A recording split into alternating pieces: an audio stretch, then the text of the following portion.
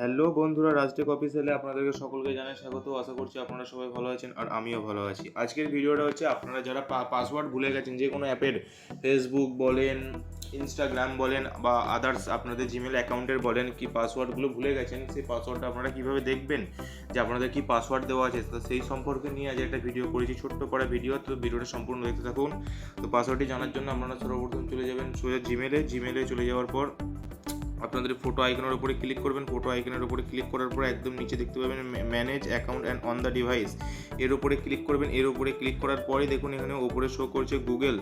এই দেখুন সবচেয়ে উপরে শো করছে গুগল। দেখুন 10টা পাসওয়ার্ড, মানে এখানে 10টা অ্যাপ্লিকেশনের আমার কাছে পাসওয়ার্ড এখানে সেভ করা আছে, ঠিক আছে। তো আমি এখানে কী অ্যাপ্লিকেশনের পাসওয়ার্ড আমার জিমেলে অ্যাড করে রেখেছি দেখুন, আপনারা দেখতে পাবেন। দেখুন প্রথমে দেখুন ফেসবুকের আছে, এখান থেকে ইনস্টাগ্রামের আছে, তারপরে দেখুন এখান থেকে একটু স্ক্রল করলেই আপনারা দেখতে পাবেন এখান থেকে ফোনপেরও আছে, ঠিক আছে। তো এর উপরে ট্যাপ করলেই দেখুন আমি এখানে ফেসবুকের উপরে ট্যাপ করছি। ফেসবুকের উপর ট্যাপ করার পরে আমার এখানে ফিঙ্গার চাইছে, পাসওয়ার্ডটা অবশ্যই আমাকে ভেরিফাই করে নিচ্ছে।